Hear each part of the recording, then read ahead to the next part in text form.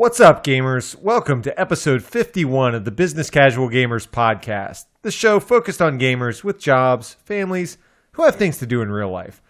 I am Aaron Connick, joined alongside my always co-host, Chris Smoke. Chris, how we doing this week? I have things to do in real life. That is awesome. I am sure we all have things to do. Luckily, I am not delivering packages in real life goals. Right now. That's true. I am simply ordering them and receiving them. That is a good place to be. Lots of them. Yes, we are. Now, and some of those may include video games, like we might be playing. Well, wait, how many of those that may include video games might be for systems you don't currently own, Aaron?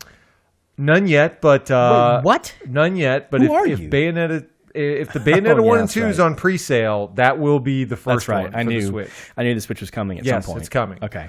So we won't be talking about the Switch on today's episode, but on this episode we got some awesome discussion topics. So we will be talking about almost a revisitation to an earlier topic that we'll get into in a little bit. We're going to be talking about game difficulty, but this is going to be round 2, where we talk about the rise of adaptable difficulty. Yeah, we'll talk about what that means. Mm-hmm. Yeah. Now, Chris, you're going to also, in your assignment, you're going to be talking to us about Uncharted Lost Legacy. We've all loved the Uncharted games, but this is kind of like the first one that's off the mainline version. Like Uncharted 4-2. We're in Uncharted territory. Oh, I'm kicked off the show. All right. Yep, sorry. So before we get into that, let's talk about how you can find us on the interwebs. So the easiest way to find all of our content, hit us up on our website at businesscasualgamers.com. We are also on the Twitters, which we will post maybe the contents of all the boxes of video games that we're getting at BIS Casual Gamers. Check us out on YouTube. We had our Cine Mora BCG Plays episode not long ago. Enjoyed watching that. And just search for us at Business Casual Gamers to find all of that. And as always, if you've enjoyed this episode by the time you're done listening, or any of our other past episodes, we would really love if you would just rate us on iTunes. Take the time, write a review, rate us, whatever. It does not take a long period of time, but I will tell you that it makes a lot of difference in terms of helping to expose the show to a lot of like-minded business casual gamers. And it honestly helps give us feedback, what we're doing well, what you like, what you'd like to see changed, whatever the case may be. The feedback always helps us make it a better show for you. So we really appreciate all of you who take the time to do that. But we would, there is no such thing as too much feedback or too many reviews. So keep them coming, please. So we also want to talk, going into the new year, we are going to be trying out our potential new show format, where we're going to be kind of breaking things up to say, in each episode, we'll be kind of splitting out the discussion topic from the game assignments. This will help us kind of devote a little bit more time to both.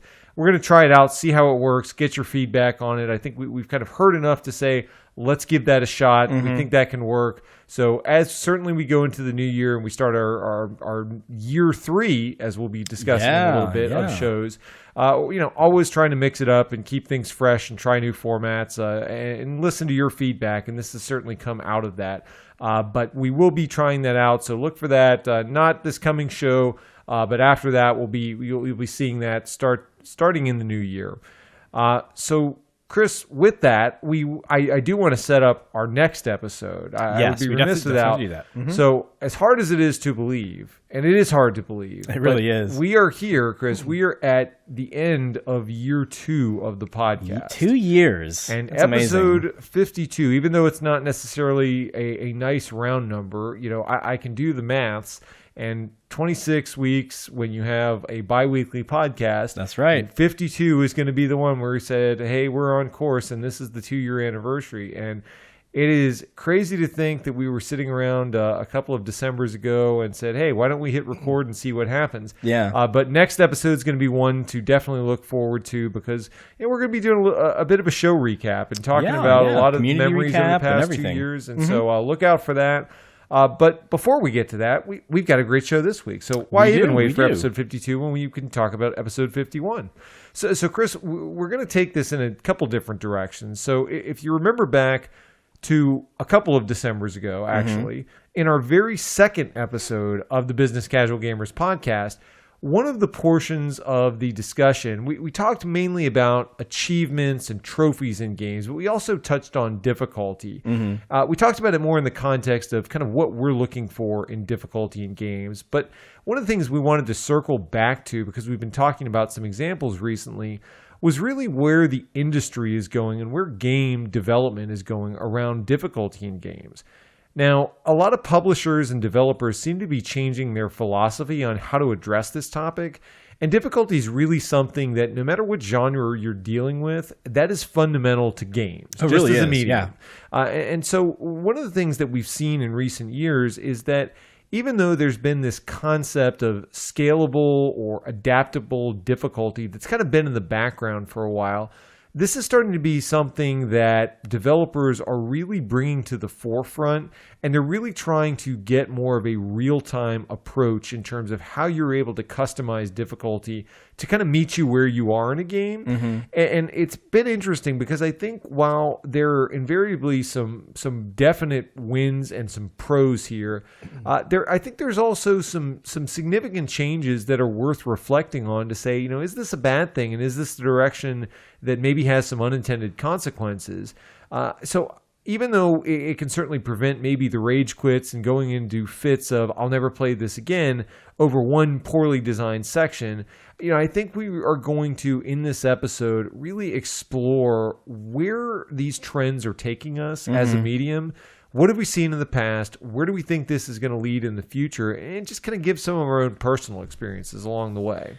Yeah, and one of the things I want to note before we start here is, as we talk about how this kind of adaptive difficulty has evolved over time and where we are today, just some context, right? I mean, think about in the late 80s, early 90s, even right around the 2000s.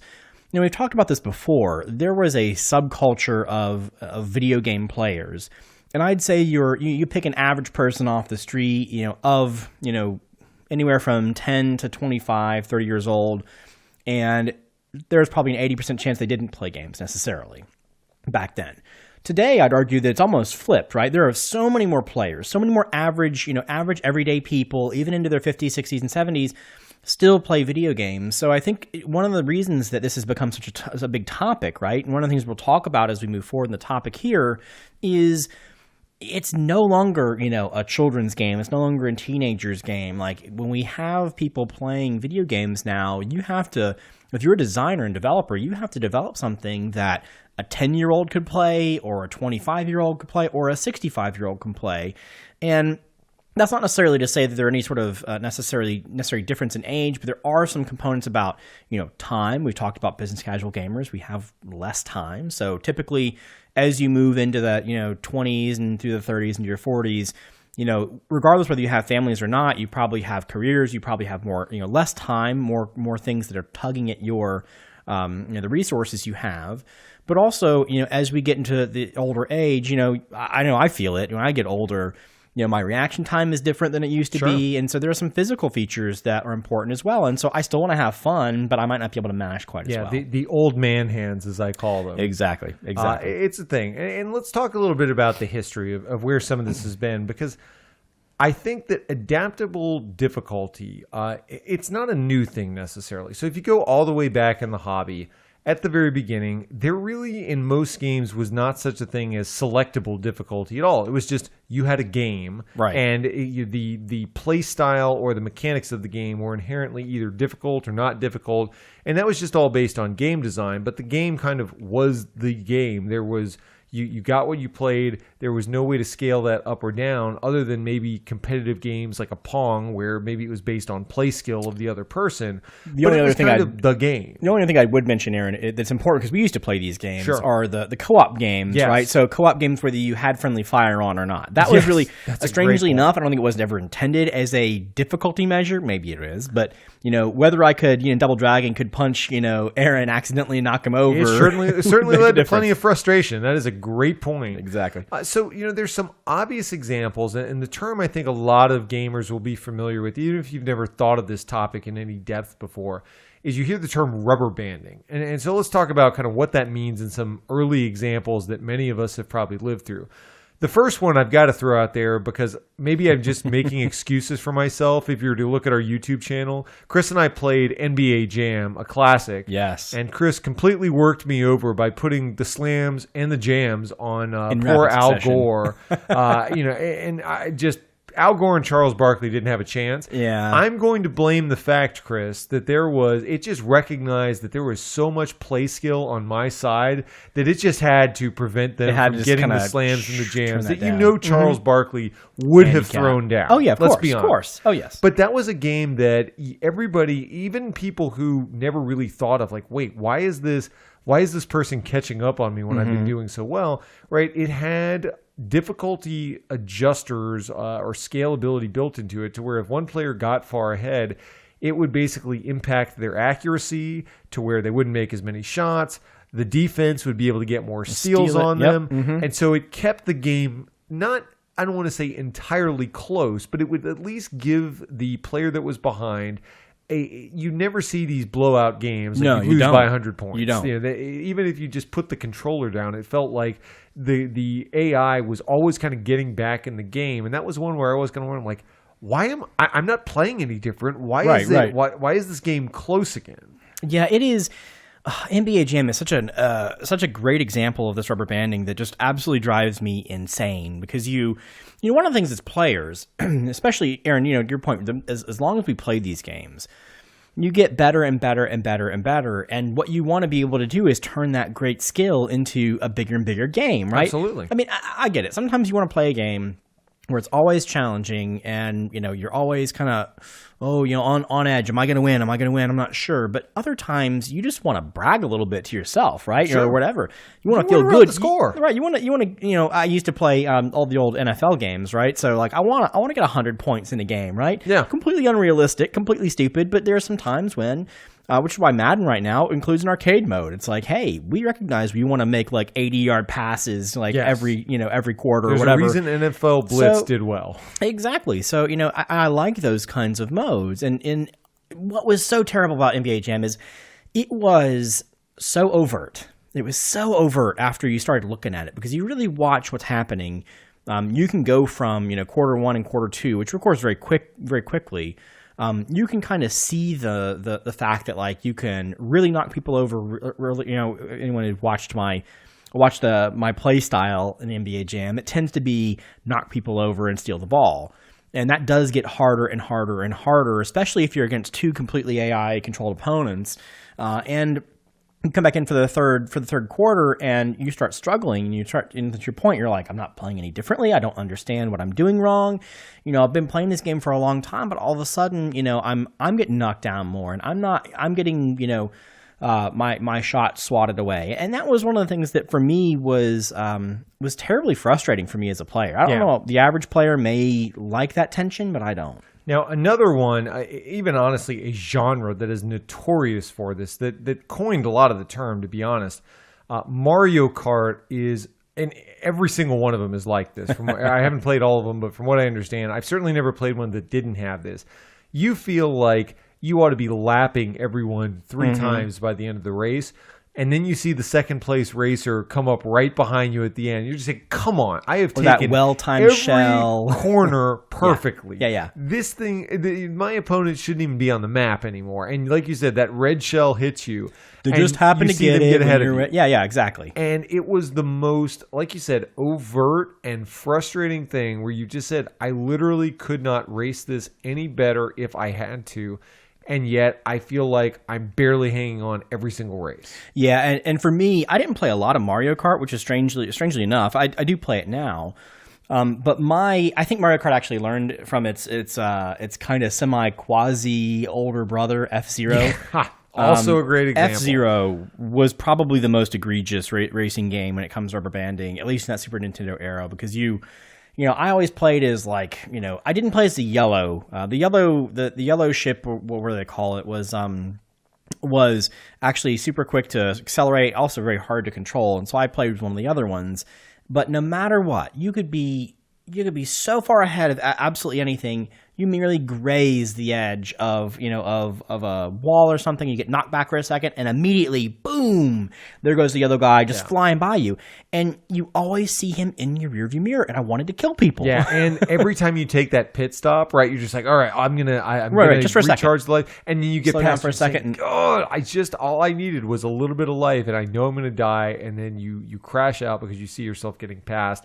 that was definitely a controller throwing type of a game. It was so bad for me that I stopped trying to actually win by just outracing them, because I knew that, I would be ahead the entire match or the entire, round, whatever. But on the last lap at the very end, I'd get distracted and I'd mess up and they'd beat me and I'd get really mad. So what I would do is I'd figure out ways to try and kill my other opponents, put them completely out. But I don't think that actually could work in the long term. I don't think it's a real good strategy, but it's sad that you get to a point and I'm a little kid, right? So in that time of my life, I was focused on how can I kick these guys, take them, get them into a ramp in a weird position that they fall off the track. Get off the total map. map. Worry about it.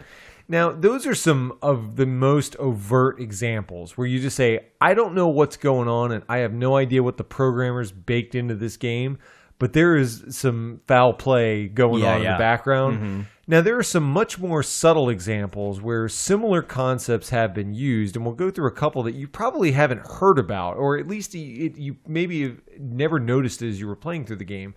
So one is a game I don't want to say most people have played. Chris had not played it, but we assigned him this game throughout an earlier show. That's Resident Evil 4. And so Resident Evil 4 was a game that had selectable difficulty settings, right? You had your normal, I can't remember all the names, but it had easy, normal. I think there was a professional mode. And what was interesting is you're kind of, as the player, expecting that, let's say I choose normal, that is a flat difficulty that once I choose it, here is exactly how difficult the enemies are. Mm-hmm. Here's how scarce the ammo drops are, right? You assume that is a fixed amount of difficulty that will never change depending on how well you do. It's going to get easier or harder depending on playstyle, but that's it.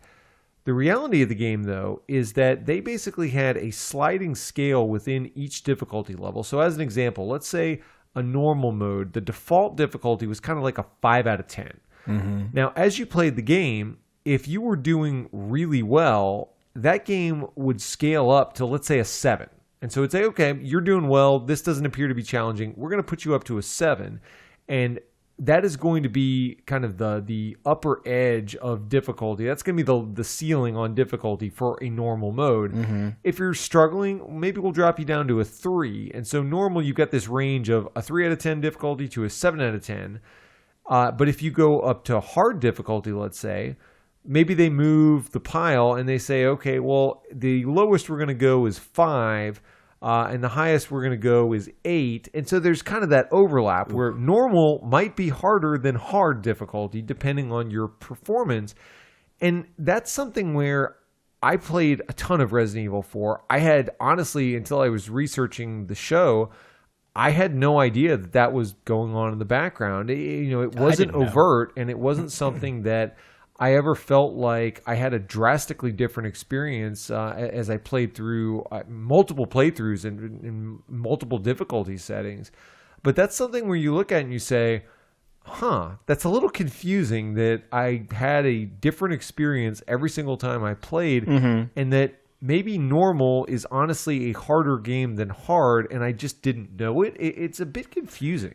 I don't even think it is confusing, certainly, but I'd say it's more frustrating than anything. I mean, this is, to your point about the normal mode, when I start a game, right, especially of this type, and I think now, we've seen that because there are so many selectable difficulties, we typically think that normal, whatever the default is, whatever that's called, is the developer trying to communicate with us, saying, okay, well, here's what we think is the appropriate initial level for our game, right? We think we want it to be this hard. On average, we want you to, fight a little bit with this, struggle a little bit with this area, but maybe breeze through these other areas. And this is just kind of, part of that artistic, the creativity and the artistic component of the storytelling and whatever being conveyed to you. And so when you think about, okay, well, if you push it down to like Horizon, we talked about Horizon Zero Dawn as another example, right? They recently put out another a patch where they had like more of a storytelling mode where they kind of take all the difficulty away more or less and just let you watch it. If I select one of those easier difficulties or that story mode, I'm just realizing that I just want to kind of I just want to play, right? I don't really, I know that it's not the intended experience from a developer perspective, and if I cared about that, I would go back to normal. If I wanted to go beyond that, I would put it on high. But here's the problem, right? the choice, giving the player the choice, in my mind, ostensibly gives us the idea that we have control of that experience, right? If I want to play it easy, I want to play it easy. If I want to play it as intended, I'll do normal. But when you start doing this stuff that you're talking about, especially this kind of, I'm going to select normal, but if I play too well, I'm going to get a 7 out of 10, or if I play too poorly, I'm going to go down to a 3 out of 10. That's really interesting, and it's challenging from our perspective because I no longer have that control. And now it is the developer telling me directly that, my choice, whatever it is not appropriate. Right? Like go back to you don't know best. Exactly. Go back to my NFL thing. Some days I want to play a Madden game where I win 100-0. Some days I want to play a Madden game where I just barely squeak by. Depends on my time, depends on my perspective, my personality, how am I feeling that day. But the choice should be mine and not the developers. Yeah. Now, another game I know that you recently picked up, the remake of it. I'm curious whether the actual code is unchanged and they still have this. Is Crash Bandicoot. So that series, depending on how well you're doing and how many lives you've lost, it will speed up or slow down the different obstacles. So let's say the things are moving from side to side and it knocks you into one of the holes, or the enemies are jumping up. To the extent that you keep dying, it will slow that down so that you can actually navigate the obstacles more easily. And that was something where, again, it's subtle enough to where I had no idea. Now, it can be a challenging game at times. But it was something that I honestly can't say I ever really noticed that it had anything going on in the background when I played it. I didn't notice it in the original version. I'll tell you that the re-released version... and this has been at first when we talked about this a little bit, Aaron, at some point. But I initially thought that game that I must have been terrible. I was a terrible game player because I tried that first game and it is brutal. Doesn't even describe how hard it is to make those jumps and how many times you die. And it was funny because I went back and looked online and read some comments on social media, and people were having the same problem. Apparently, just how it was.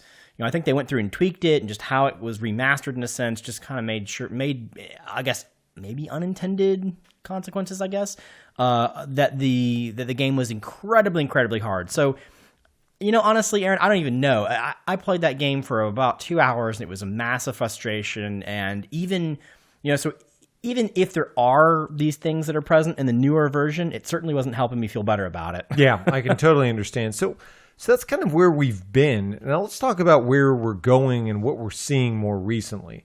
So we're going from this era where you have maybe some logic built in behind the scenes to help smooth out the rough edges a little bit.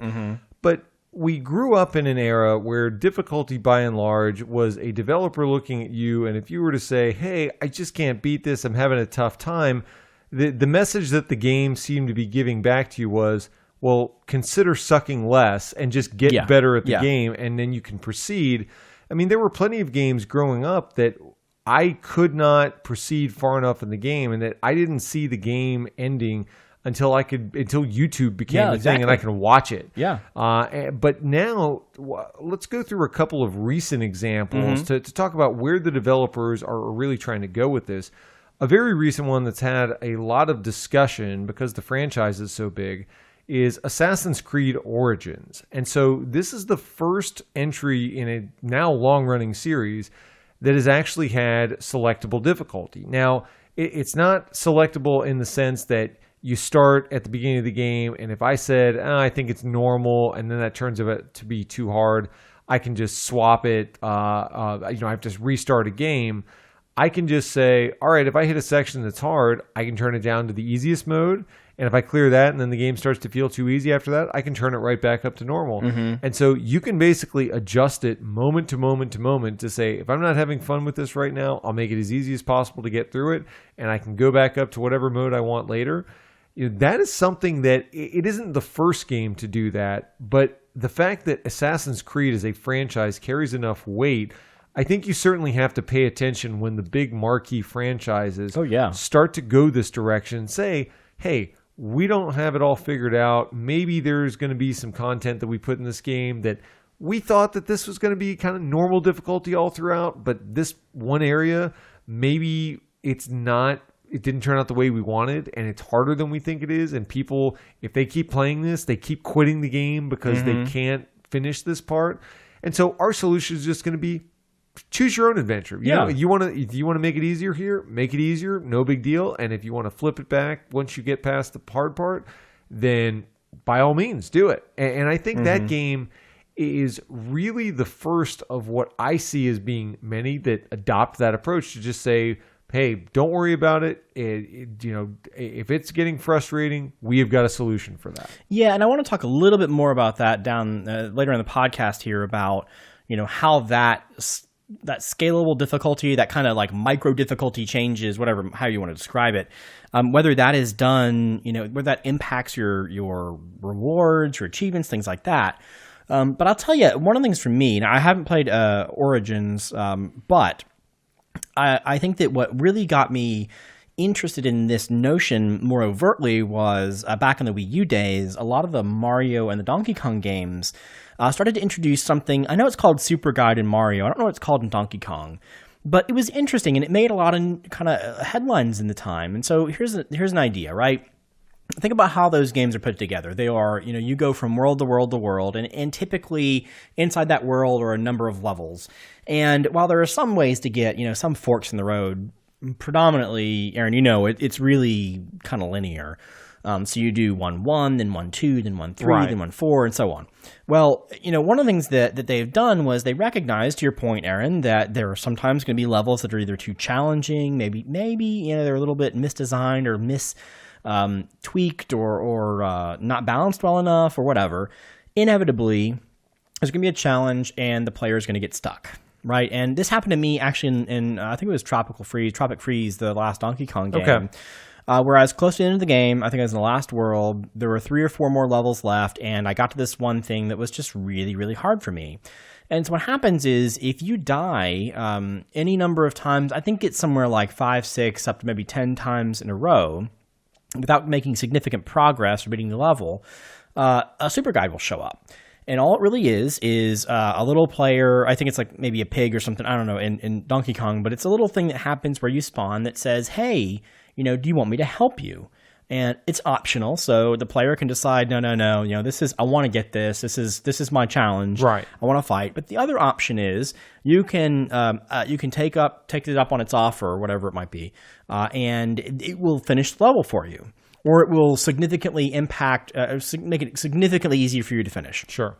So what it does is it clears the level so that you can skip over the level and continue on with the game. But the fair part of it is, if you want to go do things like, I'm a completionist for these games, so you want to go back and get all the coins, get all the everything, you do have to eventually come back and beat that game. Okay.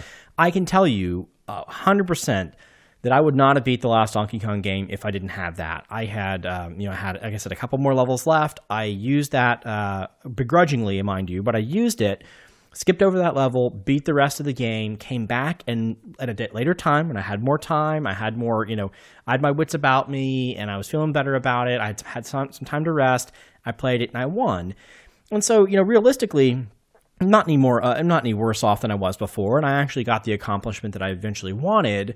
But the difference here is, if I couldn't have beaten that game, I would have put it down. Yeah. And like we said before, there's a point of Metal Gear Solid 5, yay, came back again, where I turned it off and I never played it again because I don't want to play that boss, like that 10, 20 minute long boss fight anymore. I just don't want to do it. Yeah. I want to know how the game ends. I don't want to play this part anymore. So I like that. You always get to the point in time where you just say, once you've hit the brick wall enough times, you just kind of say, like, I'm not having any fun at all. It's one thing to have challenge, but it's another thing to say, it's long. I don't feel like I'm making any progress. I don't feel like I'm understanding this anymore.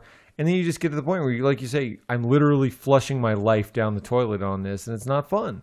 Now, another great example, I've been playing a ton of Diablo 3 recently. Gone back probably a little bit after the fact to play with the Necromancer. And one of the things that game just reminds me of so much is exactly what you talked about, Chris, where you talked about, I want to have information on exactly what I'm choosing and what I'm getting myself into. And you want to talk about a game that gives you all the information of exactly what every difficulty means. They start you out at normal and says, okay, here's a baseline difficulty. Everybody's going to start on this.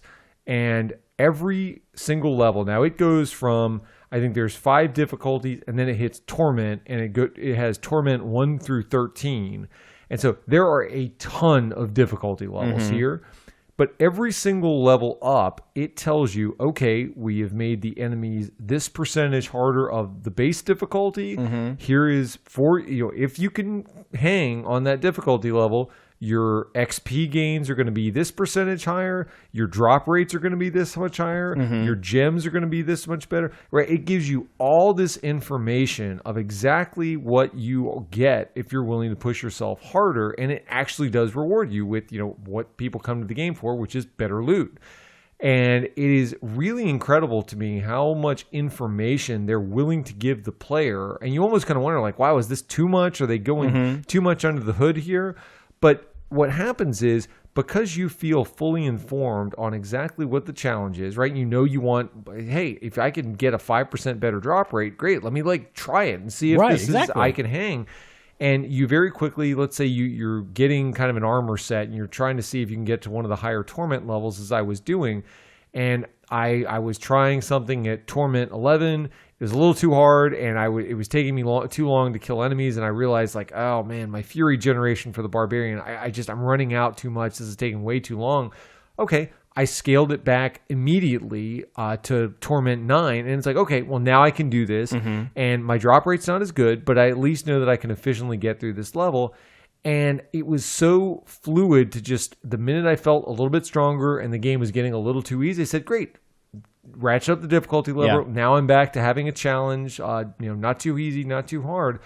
But you knew exactly what you were getting, and you saw both the difficulty scale immediately, and you saw the rewards. You would see better drops literally immediately. You'd play one level and you'd say, hey, I see the reward. And that was something that I think touched on exactly what you're talking about, where you said, I want to know what I'm getting myself into, and I want to know that this is going to be the right level of difficulty for me.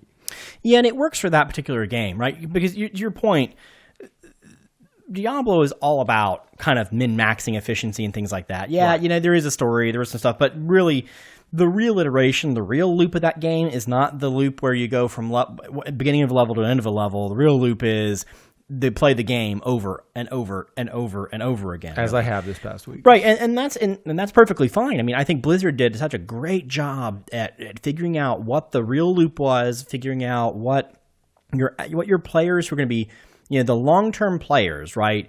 Not the ones who are going to play it, beat it, go through it once, beat it, and then put it down. A lot of them will do that, but many of them that are going to be playing continuously are going to be looking for new kinds of things. And this, I think, the granularity and the transparency of that particular difficulty setting or mechanism, right, is almost spot on perfect. Because, like you said, you're there because you want more loot, and you some days you can come in, you're a little bit tired, you kind of just want to face roll through some stuff. You pull it down, and you play longer. You don't really have to think about it as much. Other days you really want to be have a precision kind of environment, and you can do the same thing. What I'd love to see is something that is similar to that is applicable to other types of environments. And Blizzard tried to do this a little bit in World of Warcraft. They have dungeon instances where you can play it in normal mode or heroic mode. Heroic mode being the one where the enemies hit a lot harder, they take a lot longer to kill. They're much more deadly. And so you can literally kind of face roll the regular mode, but when you get to heroic and kind of those kinds of more beyond levels, you really do have to have a really fully functional team. You have to be having teamwork and coordination and things like that.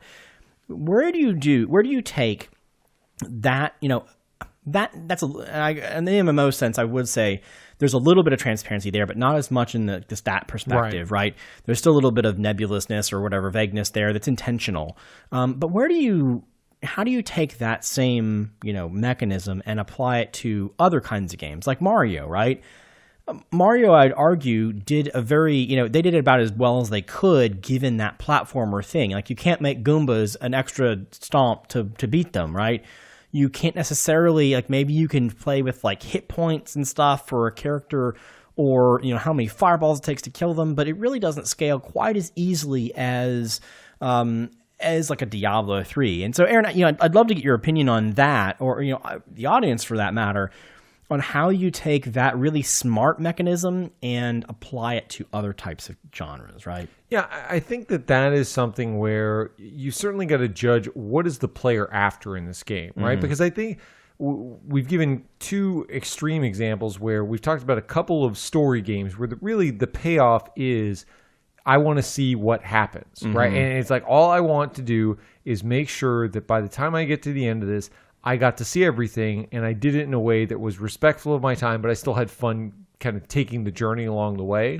But I think the other thing, the other extreme to that is very, like you said, mechanics-based. The rewards are very visceral in Diablo, where you're saying, my guy looks cooler because I was able to get this, and I couldn't get it if I was playing at the earlier difficulty levels. So I definitely think there's this balance, but I think a lot of games have the hybrids.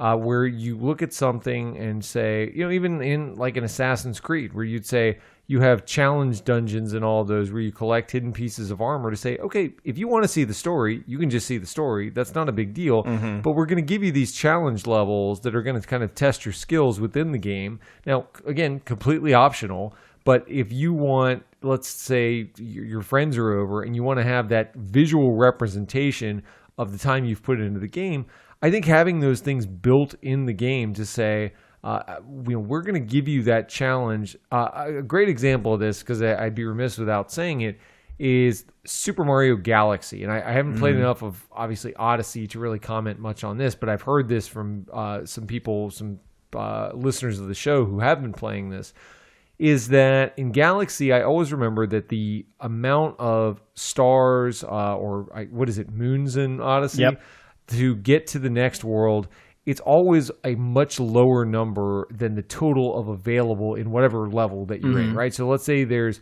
10 total available stars or moons in the level you're in. Usually to get to the next world, it'll be 4 or 5, let's say. So, right, you do a little bit of work, you get kind of the low-hanging fruit, and it'll let you keep going. But the reality is there's going to be a point at which if you want to get all of them, there's going to be some really challenging ones in there. So I think that it gives that option to the player who says, I want everything, and this is my game, and I want to be able to say I did all the things. You get that option, but the person who just says, you know what, I want to see all the worlds, I want to experiment. If there's a couple of challenging things that I can't do, that's fine. Maybe I'll try it once, but I'll probably just skip it and feel like I had a good time anyway. And I appreciate those that both cater to the player that wants to see it all, but doesn't want too much challenge and just says, I don't need that star. That's fine. But also appeals to that person who says, I want the memorable, I did that moment from this game, and I'll do it at any cost, but make sure that's in the game. For the record, I got all the moons in Odyssey. All of them. All of them. There's like a million of them, I've heard. 999. Spoiler. You got them all. I got them all. Yeah. Congratulations. I like it. Yep. Very nice. I told you, when it comes to these games, like there are very few games that I play for completion, and it's typically these Mario games or these Zelda games. I did the same thing. I did asterisk 100% of Breath of the Wild 2. I didn't get those stupid Korok seeds. They're literally 15 billion of them. I didn't do that, but I got everything else. Very nice. I felt bad about it, but I did do all that. And then, for Odyssey, I got sucked in, and I literally just spent some time, going through it and collecting them all. Well, congratulations. Thank you. It was fun. Very cool. I like it. It's that good of a game. So let's talk about, we've talked about a couple of good aspects of allowing for scalability. I think that certainly that feeling that, you didn't hit the brick wall and feeling that there is a way out. I know we've talked about it on a couple of episodes in the past, but one of the developers that this is notorious for me with is Rockstar. So I've played a lot of Rockstar games, right? You've played the Grand Theft Autos, and there is always the one level that makes me quit the game. And I would like to keep going. Yep. But now into the current environment, right, where the past mantra was, hey, yeah, this level was kind of tough, but other people did it, so why can't you figure it out? It's gone from that type of environment to one in which the developers look at that and say, oh, man, we really screwed this up. Like, we need to fix this somehow. We need to make sure people can pass this. And so I think the burden of proof has been kind of put back on the developers. And I do appreciate the fact that on average, I feel like when I buy a game, even if I don't know or haven't read about the difficulty of the game, I generally feel like there is going to be a way for me to finish the game. And now that could mean different things for different games, but I have a reasonable expectation now that, unlike the days of old when I first started gaming, if I buy a game, I can finish it. And unless it's Persona, that's cool, in which case you'll die of old age before you get through the game. I beat it twice, Chris. Oh my god! I don't know what you're talking about. Oh my god! Double playthrough all the way. Oh my god! But it's like a double rainbow. Yeah, okay. It's starting to look like a triple Persona. Oh my god! But I will say that it is something that I really, as a person, we both talk about how much we like story in games. That is something that, as a person who has played some crappy games that are difficult because either the mechanics are bad or I just don't enjoy them and don't want to spend the time on them, I appreciate the fact that I have the option to just go through if the story clicks, but the mechanics don't. Yeah. And we already mentioned Horizon. This is exactly that case, Aaron. When I played Horizon, I was surprised. Number one, I think we had talked about this before. I was surprised, like you were surprised with the initial difficulty of the game. I found myself, and I'm not ashamed to admit this, but I found myself, instead of trying to do the tripcaster and all that other stuff and taking down these enemies, I just kind of ran around them. And I tried unique ways to get all the robots to attack themselves and to hurt themselves or get them engaged with other NPCs and have them, whatever. I just didn't want to play that part. But I eventually got to a part of the game, maybe about a third or a quarter through the game, where there was a boss that, for whatever reason, I was just having some trouble with. And I played it 3 or 4 times. This is, again, let's preface this again. This is a business casual gamer lifestyle or life, kind of way of approaching games, and so didn't have a lot of time. I had my hour. I started playing. I failed to this boss 4 or 5 times. Me in 10 years ago, 15 years ago, maybe would sit there and just be like, okay, I'm grinding this thing until it's dead. Sure. But instead, I was like, look, I'm done with this. I want to be playing another game that's more fun. I don't want to be beating my head against the stuff, so I turned it off. And then I started playing Breath of the Wild. So hundreds of hours later, I didn't go back to it. In fact, it took me, this was probably earlier in this year, it took me about 6 to 8 months before I went back to the game. And so and this is only after they announced, the only reason I came back is because they announced the patch that I'm sure a lot of more hardcore gamers will be, bemoaning because it's making it easy or whatever it might be. You're not really challenging yourself. I just wanted to see what the story was because I was really intrigued. And so I actually... in this case, I just turned it all the way down to the story mode level or whatever, and I basically just ran through the rest of the game, and I got to see the story they were trying to tell, which I think was really important. I really, really, really enjoyed it, and that is, I will tell you 100%, I will never play Horizon again if I didn't have that mode, just because I was so frustrated, and it was a shame because it is a very, very good game. And I really appreciate and I'm happy with people who want to challenge themselves. But for me, it just wasn't where I was at the time. That makes sense. Another thing that I do want to touch on, Chris, is that for a long time, there was this expectation. Let's go all the way back to the NES era where you didn't have difficulty in a lot of games. Your process for starting a game was, I hit the power button. Within maybe 15 to 20 seconds, I'm through whatever splash screens I've got. And I'm starting the game, and I'm ready to go, right? I am playing within typically no greater than 30 seconds. Yeah. Now, when you go to start a new game, the process is just so long. And part of that oftentimes involves selecting a difficulty. Now, if you don't know whether you're going to be stuck with this or not, right? I always will spend the time reading the different descriptions of the difficulties, try and figure it out. Okay, which one should I pick? This is something that when you look at how user experiences are designed today, right? It's something that people refer to as friction, and we're trying to reduce friction. So if my goal was, I just want to play a game and I don't want to feel like it's too hard, I don't want to feel like it's too easy, I just want to play, right? If I'm the developer, I want to say, okay, how do I just let them play and we'll kind of figure out the difficulty as we go along. You've seen this from, Madden's tried to do this with some like skills tests at the beginning to try and kind of gauge where you are. People have tried to play around with this to get this right, but I do think that it is an opportunity for developers to reduce friction of the games, just to say, hey, start playing, do your thing, and we'll coach you as you go, and we've got enough data to think that we know how to steer you right along the way based on what we're seeing.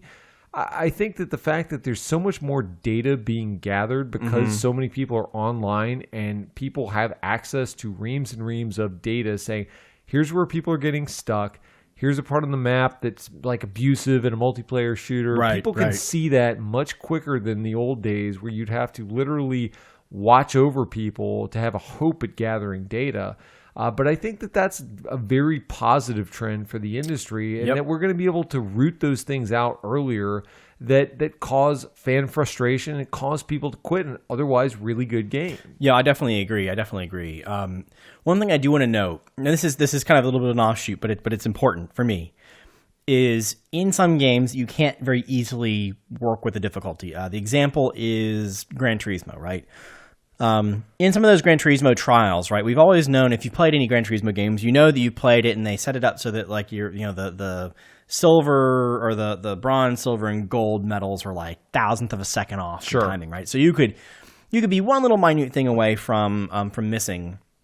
That was, I think it's very challenging other than dramatically changing some of those times to make the difficulty actually harder. It's just, you can get better. But one of the things that I thought was very interesting, and this is what triggered on my mind, you were talking about how long it takes you to get into a game. I think that if you're going to make a game where you're going to have a set difficulty or one of these sliding difficulty windows or whatever it might be we're talking about, if you want me to experience it your way, I think you have to, if it's going to be a point where, I'm going to be playing this thing multiple times, and maybe I'm going to get some sense of accomplishment, hopefully, by beating it. And by the way, that's not a sense of accomplishment in the EA speak, so it doesn't mean like paying more money. That was a low blow, wasn't it? Anyway, so what you need to do, what you have to do is make the stupid thing reset faster. Yeah. And as a game developer, I refuse to play a game that, I'm so angry that you don't put time into that reloading thing. So if I'm playing a game and I die and it's going to take, like Skyrim, way back when on the console, Skyrim was absolutely horrendous. You die and you wait 10 minutes to get back into the game again. Here, one of the things I've always loved about Gran Turismo is they understand this 100%. When you miss that particular thing by 1,000th of a second, you're mad, but you're driving again in less than a second. You hit restart and it's ready to go. Yeah, that's a great period. point. And that is the only reason why I would continue to play a game like that, if you make it easy for me to get back into it. So I think these are some great examples of where these are positive developments. Maybe let's talk a little bit about where this could be negatively influencing the genre that we all know and love. Now, I think that one of the things growing up that was always a point of pride for us was, let's say we were playing a game and there was a difficult boss or a level or whatever the case may be, and one of us would inevitably beat it, and you'd tell the other one, like, hey, I just got through this. Right? You had that sense of awe and astonishment to say, wow, what did you do? How did you get past this? But part of the underpinnings of that was the fact that you knew that you were playing the same game that I was playing. And so if you could beat it, there was something that you did to deal with that specific situation. It was exactly this difficult. It was exactly this tactic that was needed. Whereas if you have just difficulty scaling all around in the background, what's to say that you even had the same experience? You have no idea. And you could give me advice. And you're like, oh, wait a minute. That's not the game I actually played. So what advice I gave you was just because I died a lot more leading up to that. And that's something that I think it starts to eat into that community bond that builds around a game or a franchise. I mean, you can imagine something like a Dark Souls, right? Let's say you had people playing Dark Souls or Neo, where you have people that are playing these games, they're beating their head against a wall, but depending on the playtime, a person who has died a ton of times and the game suddenly gets easier and they are able to get through it after playing it for a few hours, let's say that person gives advice to somebody who's brand new to the game, right? Maybe those tactics only worked because the game dummied it down enough to where those could work. And if a new player were to take that same advice, the game hasn't scaled the difficulty down yet, and so they wouldn't know. And I think that is something that presents a bit of a hazard. because we've always had this slightly leveled playing field, and if we didn't, it was pretty adequately disclosed in the difficulty descriptions, where you just knew, okay, oh wait, you're playing this on normal, I'm playing this on hard. Okay, that's why it's different. Maybe there's some added attacks or whatever, and I just need to be mindful of that. Yeah, and I think this goes back to traditionally, this is the same thing that is applicable across all forms of art. So whether it's music, movies, video games, writing books, whatever it might be, if you create as a creator, as a developer, as whatever you are, as an artist, whatever, when you draw something or when you create that piece of art and you release it outside of the world, right? That book you're writing, that movie you're doing, that game you're building might be telling a story that you wanted to tell. But what you don't realize, what you have to realize as part of this is when you release it into the public and the public starts consuming that art, right? And starts forming opinions on it and taking action on it. And, and a great example are, I think for me being a great consumer of music is music. When I hear a song, I listen to that song and I internalize that song, and it might pair up against one of my experiences in life, right? Right. Guarantee it's probably not the same experience that the artist had when they created that song. But what you can't do as a band or as a songwriter is come back and say, no. What you're trying to do with this song isn't right. I intended you to think this. Same way with video games. You can't come into me and say that, this is the intended difficulty and that's it, period. I want you to conform to that, because realistically, if you want the art to really be appreciated long term, you have to allow different people to interpret it different ways. So me wanting to experience Horizon not as something difficult, like the combat is not a big part of it for me. It's really to understand the story. I want to make it kind of a movie. To you, maybe you're just, achievement hunter, and you want to be, you want to get out there and say, I've beaten everything, I've platinumed everything on the hardest difficulty. That's your big deal. Right. And that's really the interpretation. So all this is to say, it's really, really important to have, the artists and the developers really focus less on trying to tell the consumers and the players how a game should be interpreted and played from a difficulty perspective, and more about embracing their ability or their desire to play it the way they want to play it at that point. Yeah, I think you touched on something important, Chris. So you made the movie reference. And I think that's important because the medium has always been defined by the fact that there's an interactivity to it relative to movies. People always say, are games art? Are they movies? Or how do they compare to this? Can they tell a story in the same way? So when you start going down that path far enough, I think when you dummy a game down to the point where you're saying the button pressing is almost just advancing the action. It's almost like hitting play on a remote control, but you're doing it multiple times. I think that is something where I don't want to say I'm overly concerned, because I don't think every game goes down this path, but it does make you wonder, is that where we're trying to take the medium, to where it's interactive, but only in the I'm going to hit play a bunch of times in a row, and it's going to kind of play out exactly as scripted, assuming that I tailor the difficulty all the way down. I think that is something that I'm not quite sure I fully thought through, but I think that it could be something that starts to water down the hobby, because you're basically saying at that point the interactivity is not all that important to the overall experience. What am I really contributing to the game other than I'm the one who bought it and I'm pressing the buttons, but somebody on the other side of the world, they're playing the game and they're just pressing the buttons and getting the exact same experience I am. Well, I think I would challenge it a little bit and say that it's really the experience you're getting when you're playing games, you're watching a movie, or whatever it is really meant to, release some endorphins realistically. But, it's really kind of just, it's really to make you feel the way you want to feel, or put you in the experience you want to experience, which might be different from everyone else's. Here's an example, right? So back in the day, I used to play SimCity 2000. And I love SimCity 2000. It's a great game. I played it so many times from start to finish, the hard way, get all your money up and get ecologies and get all that kind of crazy stuff. But I've also played SimCity 2000 by cheating, in a sense, by getting starting off with $500,000, $10 million, $15 million, whatever it is. Yeah, some people would say, oh, you're cheating, you're taking all the fun and strategy away from the game. And that's part of it. But part of the other experience that I want to have is I want to fill the entire map, and I want to fill it quickly. I want to have all these crazy things that I wouldn't normally get. So there's my point here is there's in a sense, it can dull down. In a sense, like if what I want to do is just watch the story of Horizon in a movie and there's no movie for it, if I hit start and it plays all the way through the game for me, that could potentially be an acceptable way to play the game. It could also be just as acceptable to have to play it the normal way.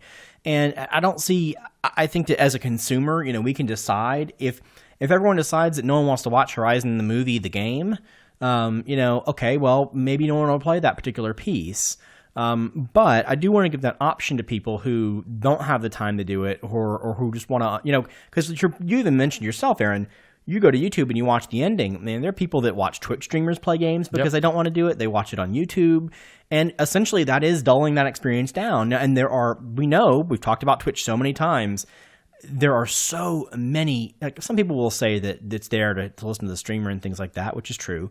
But I know a large portion of those audiences, and there are quite many of them, watch the games just because they don't have time to play them and they just want to understand the story. They want to get a feel like a version of that experience that might not be the original. That makes intention. Sense. So where do we think this is going to go? Now, I think, Chris, we both agree that I don't think this is going away. I mean, difficulty is something that developers have been trying to crack the code on this in a number of ways for a while.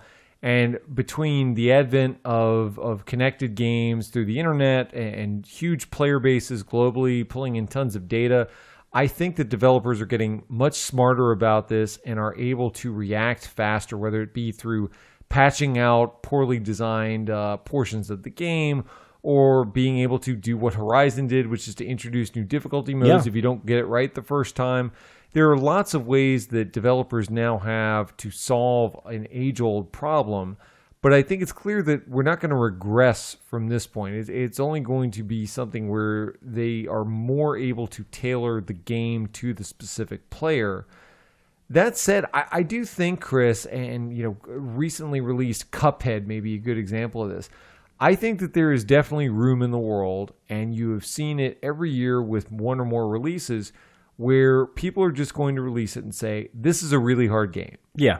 That's just it. That's the game. That is part of what we built, and there are going to be a certain percentage of the general populace that hates this game because of it and that wants to break it if they were duped into buying it.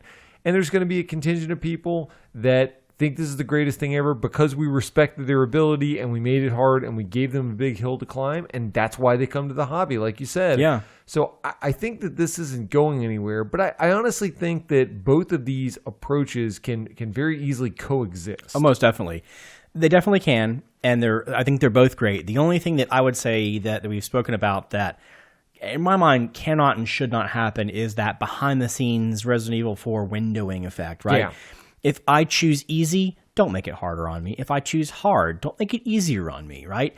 And, that's just for many reasons we've touched on here, but realistically, again, I know I'm beating a dead horse here, but it's really along the side of, let your audience, let your player, unless you want to go the Neo route or the Dark Souls route to say, like, look, this is just insanely hard, right, and that's just part of the charm, cool. I'll get that. I've accepted the fact that I will never beat Neo. That's fine. And that's, I've played it. It's very, very hard. I don't think I'll ever get through it. But if you're going to give me some difficulty levels, make sure you're transparent about it. Make sure that if I believe I'm playing on hard, I am playing on hard or easy or any of those modes. And just get over the fact that you don't have to try to assess how good if I'm really a normal or a hard player, I'm playing on easy. Don't try to change that. Just let me have the experience I want. And in some cases, like I said, I just want to go act like I'm a god and just go destroy everything like crazy. I want to score 200 points in a football game. In other days, I want a realistic simulation of a football game, like I'm playing against, the Patriots and I'm, the Browns or something, right? I've got very little. It's going to be an uphill battle, but that's the key. Let the player decide the experience they want to have and, interpret it that way. I think that's a great place to close. Now, what do you, the audience, think? Certainly everybody's had their own experiences with game difficulty. We'd love to hear your perspective on the topic. What have you played that's gotten it right? What games like an F-Zero or an NBA Jam that have just felt maybe you can't put your hands on exactly what was done, but you just say, yeah, this is not the way I would have done this if I could choose how they scale the difficulty in this game. We'd love to hear from you, so hit us up, businesscasualgamers.com or at BISCasualGamers on Twitter. We'd love to hear your stories. So with that, Chris, we want to hear about another, hopefully, gem in the Uncharted franchise. So Uncharted Lost Legacy. Now, I'll set this up a little bit in that when Uncharted 4 was released and all the lead up to it, this is the final Nathan Drake Uncharted, right? So there was kind of this natural sense of closure that at least was led up to prior to the release of the game. But there was also this simultaneous feeling that, well, the game's still selling, and so the likelihood that we just kill off Uncharted forever, it probably doesn't make sense, even if Nathan's not part of it. So with that backdrop, they released this game, and this is really the first spin-off for the franchise. So, Chris, I think it's fair to say for both of us that we have both enjoyed Uncharted games. Oh, yes, no definitely, question about it. Definitely. Some of the highlights of the PlayStation era. What were your initial thoughts on this one? First thing I'll say this. Maybe you disagree. I actually considered Lost Legacy to be kind of a DLC for Uncharted 4. Okay. I think I don't even know if if Naughty Dog considers it that way or not, because when they first said Uncharted 4, they said there will be DLC. And then all of a sudden, lo and behold, this shows up. That's a little bit longer than we thought it would be. Kind of DLC, kind of a little bit more expensive than DLC. It's got its own, physical release. What is it? I don't know. It's interesting because it is very much a successor to Uncharted 4. Regardless of whether Naughty Dog or anyone else thinks that it is DLC or it isn't DLC, in my mind, despite the fact that it is a different story with two different protagonists, two different characters, does not have anything to do with Nathan necessarily, it is very much the spiritual successor to Uncharted 4. It is very much, in my mind, a continuation of Uncharted 4. And some of that is good, and I think some of that is not so good necessarily. So let's start off with some of the things that I really, really enjoyed. Of course, the production quality is everything we used to see. So graphics, sound, voiceovers, the acting, the motion capture. You expect that from Naughty Dog. You expect it. It's all amazing. It's top notch. It's even gotten better from Uncharted 4, I believe. I wasn't like pixel peeping necessarily, but it looks amazing. The addition, the Chloe and Nadine from a character perspective. It's funny because these are two characters who traditionally didn't really get along super well, and now they're together on this. And it's funny. I won't spoil anything, but they have a little bit of a reasoning for how they got together and why they're joining forces and things like that. It's a really, really good and very good redeeming piece of story, and I think they're deserving of that particular story in of themselves. Now, I think and I'll talk a little bit more about some of the downfalls, the backstories and things that kind of make it a little bit more challenging. But one thing I do about the Chloe and Nadine's kind of storyline is that because they are kind of not best friends necessarily, they have a lot of back and forth, and the back and forth isn't necessarily the kind of Nathan quips that you would get. There are some of those, but there's a little bit more of like sparring in the background, and it's really cool to see how these these two people who are not necessarily friends are now put in this position where they have to work with one another. I think that's really cool. Seeing that relationship grow over time throughout the story is actually really neat as well. And I think Naughty Dog did an amazing job there. The story itself, right out of an Uncharted game, you normally expect it. New legends, new treasure, new story. New kinds of treasure hunt kinds of components. But here's the thing where it starts to derail for me. It's a pretty long game. And how long are we talking? I don't, I didn't actually put a timer on it. I would say it could be anywhere from 6 to 9 hours, depending on what you do. I found it being, to me, it felt like too long in a sense. Probably because I went in expecting a little bit of a DLC, and DLCs typically are a little lighter on the time, spectrum. Yeah, 4 hours would typically be pushing it for most. 4 to 5 for most. Right, exactly. And normally what I would say is, I would normally say that if I hadn't been assigned this necessarily, I'd say, well, I want to play this game because I need to finish all the Uncharteds. I want to have that full. I want to say I've played them all, and I like them, don't like them, whatever. So I think a lot of people would have come in there and expected something that was just a little bit different than what they got. I think for a business casual gamer, that length makes it very, very challenging, at least for me. For the first time in an Uncharted game, I found myself wanting it to end. I was like, That's telling. We've talked about it a little bit. And let me explain. It's not that it's bad, but I got to the point where I was like, here's the thing. The loop in these games, right? The loop in Uncharted 4 is almost the exact same loop in Lost Legacy. There are similar scenes with different characters and different areas, but they're still very, very similar. For those of you who have played Uncharted 4, I won't spoil anything, but there are a couple areas where you have a Jeep. And there's a little bit of a loop with how you work with the Jeep. Well, that same loop and that same Jeep get plopped into this game. And I just kept feeling like, wow, this is just like Uncharted 4 plus like 5, 6, 7, 8 hours. And it just, as a whole, it felt like it's just too much for me. And I couldn't get past that in the sense. So if maybe it was a little bit less, and I know it came out a year later, but I kind of feel like I needed a little bit more time. I needed a little bit more separation, or I needed a little bit more differentiation from Uncharted 4 because it is so close. It really ties itself together too much. Well, let me ask you this, Chris, because in one of our past episodes, we talk about, do we need to occasionally retire certain franchises? Is this one where, having played this game, again, stands on its own 2 feet, maybe it's a quality game, but in terms of just what's out there and it being kind of similar to the last one, is Uncharted just a franchise that maybe needs to retire at this point?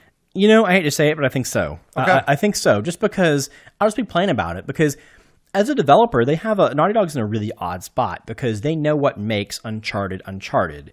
And same thing with like Tomb Raider and Last of Us. They'll have, all these developers are going to have a lot of problems with these games as they get into the 3rd, 4th, 5th plus odd iteration.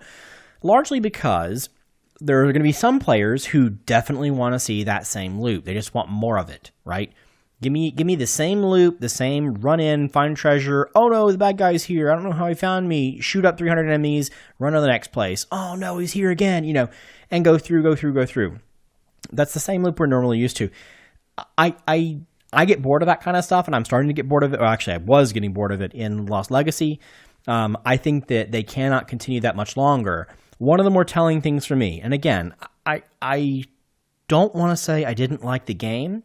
I say if you've played Uncharted 4 and you want a little bit more, play this game now. If you're kind of like, I could do without it for a little bit, wait a year or two.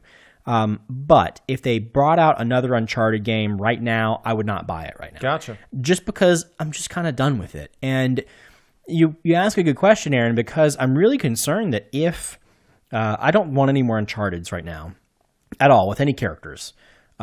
But if Last of Us 2 is just more of the same, I think that's probably, for me, the last of Us that I think I would play as well, because you have to find ways to reinvent what the game is, like new, and it can't just be, now he has a little bit of a grappling hook, right? It's got to be a new way to reinvent the game, and anytime you reinvent the game in the same IP space, you get to the point where you're not, it's not Last of Us or it's not Uncharted, and you lose a lot of your grounded fans. So the best way, in my opinion, to help make sure that you can say, as a developer, okay, we are cutting this off. We are starting a brand new swim lane, and we're going to put these brand new techniques and things into this new IP. That's the easiest way to reboot in my mind. That makes sense. And I do think that this is a franchise that, because it, as you said, it stays close to what makes it work. I think this is one where it's going to be hard for them to make Uncharted something else, right? I think that people are used to it being the game that looks like a movie, and it has a lot of those similar elements that are exciting and look beautiful on the screen and sound great through your speakers. And I think that they've got one of those brands where I think it's tough to be anything other than that. Yeah. And it's been a long time, and they haven't tried anything really other than that.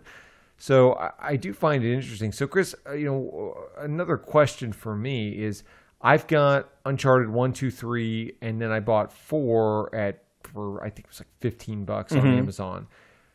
Is there given the business casual gamer lifestyle we all lead, if I'm kind of a lukewarm Uncharted fan, meaning if I were to play Uncharted, there's a big part of me that says, man, I just want to play Uncharted 2 again. I haven't played that in a while. Yeah. If you feel like you've kind of got your fill, so to speak, on the shelf already, do you play this or do you just pass? Because that's kind of where I am with the game of, I enjoy the franchise, but there's a part of me that would say, yeah, it's been a while since I played some of the other ones. Yeah, I don't know. I definitely play Uncharted 4. If you played Uncharted 4 and you feel like that's a good wrap-up, I think they do a good job wrapping it up. I might leave this one alone. But that said, if Naughty Dog is smart, this is the last of Us. Or sorry, it might be the last of Us. It might. Hopefully it will too. But if this is the last Uncharted era, and I think that maybe what you do is either you play it. The game is only, in my mind, maybe 2 or 3 hours too long. It's not a lot. So, I think you can play it and then just kind of feel, if you're like me, kind of feel a little, towards the end of it, just come on, get it over with, let's finish it. Horizon, by the way, was the same way for me. Yeah. So I feel like you go through that. In the end, I don't feel any sort of animosity for it. I'm glad I played the game. And knowing that there might not be, if we're under the impression there might not be any more of them, I'd say, okay, well, just go through the game, play all of them, to say you've played them, to get through the full experience, and just be happy with what you got. The other side is if you get to the end of Uncharted 4 and you're like, this is as much of this kind of loop as I can do, you have no need to play it. That makes sense. Go back to play 2, play 3, whatever it might be. I mean, they're all very good games. But I do. That's why I do consider this a DLC, and we've talked about this before. As far as completionists, some people will say you have to beat the DLC to really 100% the game. But in this case, I'd say the real game is Uncharted 4. The DLC, as it were, is this, and you have an option as to whether or not you want to venture down that path. Okay, well, very good to know. Well, Chris, I think at least you have compelled me to finish Uncharted 4 before I really even try to order this off of Amazon. So I certainly appreciate you probably saving me a good $20 on that decision. So I'll take 10 of always that. appreciate. Yeah, we'll take the finder's fee. The consultation rates are very reasonable for Chris and myself. Mm-hmm. But with that, I think we've got to assign me something for our next show. This is going to be something where, gosh, I almost feel like now we took this from one of our new listeners. It was something that he knew we were doing the show and just said, "Oh man, this." I said, "What have you been playing lately?" He said, "Oh, I've really loved this game. You got to play this." Yeah. So we kind of talked about it, and neither of us had played it. So Chris, what was that game that I will be testing the waters with this week? Yeah, I actually think, is this the first iOS game that we have? I'm trying to think. I've got to go back. It might be. It very well might. There may be some. I want to say there may be one that was iOS compatible. I mean, like Darkest Dungeons. Yeah, but really, I would agree. This may be it. Okay, this one is called Vainglory, and I actually had not heard about it either until we got the suggestion and started to look around a little bit. And it does look like it's going to be an interesting kind of like a MOBA on mobile or something like that. Yeah. It seems really interesting. I'm very interested in it because everyone who's listened to the show more than a couple times knows our typical stance on mobile games. I think there are very few mobile games that are extremely good, and I am always interested to find games on those platforms that are endearing and that have all the qualities of games that we really like. Yeah. So. Now, our listener Hi he comes from a Blizzard background, so to speak. Grew up StarCraft fan, has played Diablo before, so we share enough of that kind of kindred spirit for games. Where I just said, all right, I know he's right in the head based on some of these games that we both love. So hopefully, we may have found a winner here. Hopefully he can be enough of a tastemaker on this, and we'll report back. Or he's just pulling your leg and he wants to see you get mad again. That could happen. That's pretty. And either way, we all win. Let's be honest. I enjoy it. I waste hours of my life, but it makes for a fun, several minute conversation, which is worth it. Probably. Then we'll temper the 2-year episode with a little bit of air. Yeah, exactly. Which what better way to bookend 2 years of the show than me just raging? Starts on angry and ends angry. Yeah, exactly. So with that, we're going to bring episode 51 to a close. We again, hit us up, businesscasualgamers.com on our website to find links to all the content. Watch us talk about this crazy game and all the others that we'll be playing over the extended holiday break at BIS Casual Gamers on Twitter. Check out all of our older content on YouTube at Business Casual Gamers. And also, if you've liked what you've heard, if you've gone back and listened to other episodes after this, please take a moment, rate, review us on iTunes or wherever else you're getting this show. And then with that, we will be back in 2 weeks. Yes, for a very special episode 52, the 2-year anniversary. Something to look forward to, but we will look forward to talking to you in 2 weeks. Thanks all.